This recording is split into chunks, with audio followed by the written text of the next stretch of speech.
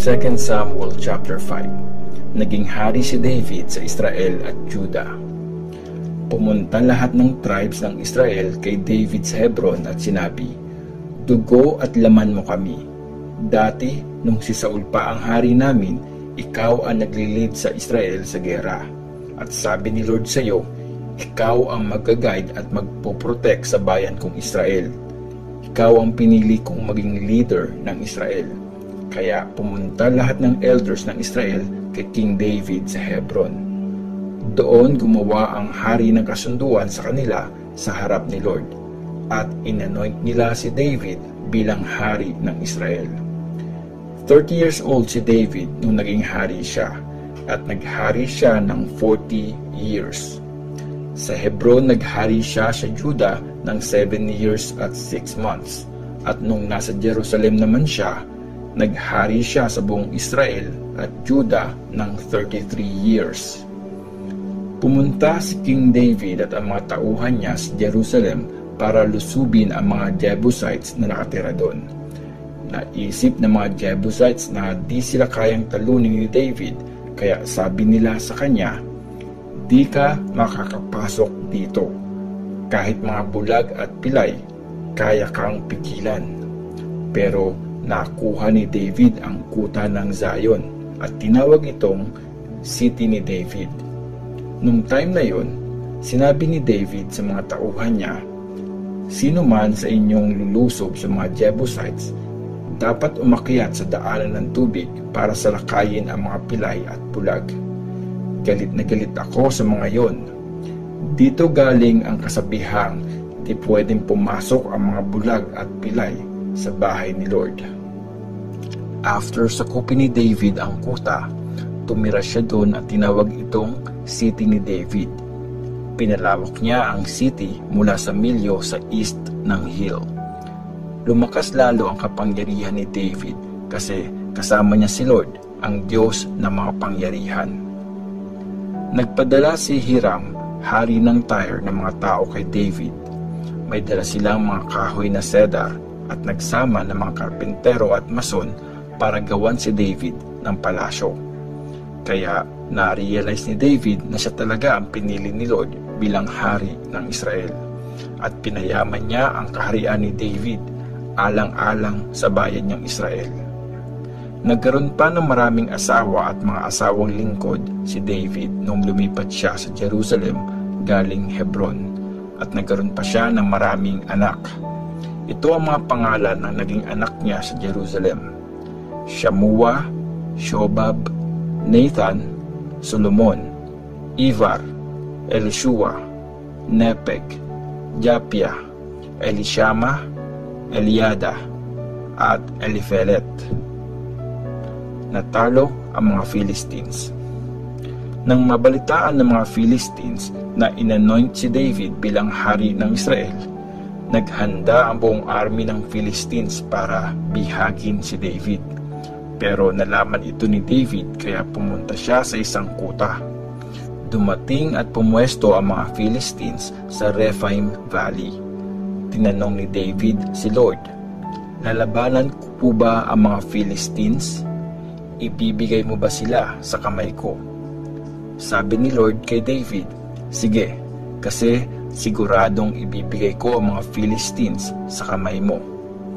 Kaya pumunta si David sa Baal Perazim at tinalo niya doon ang mga Philistines.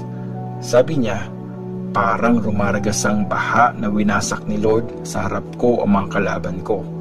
Kaya tinawag ang lugar na yon na Baal Perazim. Iniwan ng mga Philistines ang mga Diyos-Diyosan nila doon, at kinuha ito ni David at ng mga tauhan niya. Tapos bumalik sa Rephaim Valley ang mga Philistines at pumuesto sila doon. Nagtanong ulit si David kay Lord na sumagot ng, "Huwag kang sumugod sa harap. Umikot ka hanggang sa likod at doon ka lumusob sa tapat ng mga puno ng balsam. Pag narinig mo ang tunog na parang nagmamarcha mula sa taas ng mga puno, lumusob ka na, kasi mauuna ako sa iyo para talunin ang army ng mga Philistines." Sinunod ni David ang inutos ni Lord sa kanya at tinalo niya ang mga Philistines mula Geba hanggang Gezer. 2 Samuel chapter 6. Dinala ang box ng kasunduan sa Jerusalem. Ginather ulit ni David ang mga piling sundalo ng Israel. 30,000 silang lahat. At pumunta si David kasama ang mga sundalo niya sa Baala sa Juda para kunin ang box ng kasunduan ng Diyos. Dito nakalagay ang pangalan ni Lord na makapangyarihan, na ang trono ay nasa ibabaw ng mga kerubim. Pinuhat nila ang box ng kasunduan ng Diyos sakay sa bagong kariton at nilabas ito ng bahay ni Abinadab doon sa hill. Sina Uza at Ahiyo na mga anak ni Abinadab ang umaalalay sa bagong karitong laman ang box ng kasunduan ng Diyos. Si Ahiyo ang nasa unahan ng box at nag-celebrate si David at ang buong bayan ng Israel sa harap ni Lord, gamit ang mga instruments na gawa sa kahoy. Tumutugtog sila ng lyre, harp, tambourine, castanets at cymbals.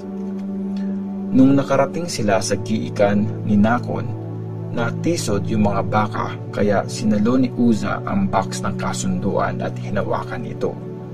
Sumiklab ang galit ni Lord kay Uza. Pinatay siya ng Diyos kasi hinawakan niya ang box ng kasunduan, at doon siya namatay sa tabi ng box. Nagalit si David dahil pinarusahan ni Lord si Uza, kaya mula noon, ang lugar na yon ay tinawag na Perez Uza. Natakot si David kay Lord nung araw na yon. Sabi niya, paano ko iingatan ang box ng kasunduan ni Lord?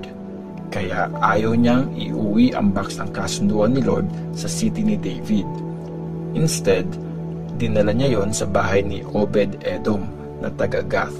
At nagstay ang box ng kasunduan ni Lord sa bahay ni Obed-Edom ng 3 months. At blines siya ni Lord pati ang buo niyang pamilya.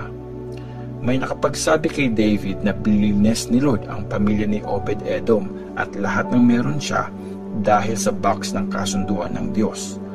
Kaya kinuha yun ni David at dinala sa city ni David at nag-celebrate ang lahat. Nakaka-6 na hakbang pa lang yung mga tagabuhat ng box ng kasunduan ni Lord. Pinahinto na sila ni David at nag-offer siya ng baka at pinatabang batang baka. At sumayaw si David ng todo para i-honor si Lord. Damit na linen na nakatali sa bewang lang ang suot niya. Dinala ni David at ng buong bayan ng Israel ang box ng kasunduan ni Lord habang sumisigaw sila sa saya at tumutugtog ng mga trumpet. Sa pagdating ng box ng kasunduan ni Lord sa city ni David, sumilip sa bintana si Michal na anak na babae ni Saul. Nakakita niya si King David na tumatalon at sumasayaw sa harap ni Lord, kaya nainis siya kay David. Kinahiya niya ito.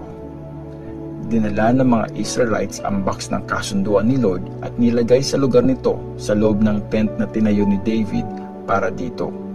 At nag-alay si David ng mga offering na susunugin at peace offering kay Lord.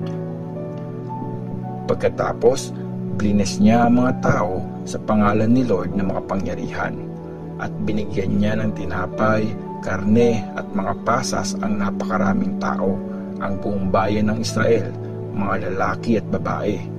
Tapos, nag-uwian ang lahat sa kanya-kanyang bahay.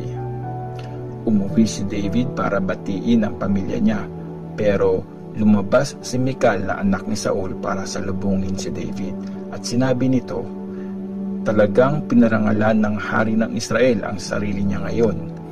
Naghubad siya sa harap ng mga babaeng alipin ng mga officials niya, parang walang kwentang taong di nahihiyang maghubad. Sumagot si David kay Michal, para yun kay Lord na pinili ako, instead na ang tatay mo o kahit na sino sa pamilya niya para gawing leader ng Israel, ang bayan ni Lord. Kaya magsa-celebrate ako sa harap ni Lord at gagawin ko pang mas nakakahiya ang sarili ko. Sa tingin mo, nakakahiya ako, pero ang mga babaeng alipin na tinutukoy mo, i-honor nila ako. Si Michal na anak ni Saul ay hindi nagkaanak hanggang sa mamatay siya.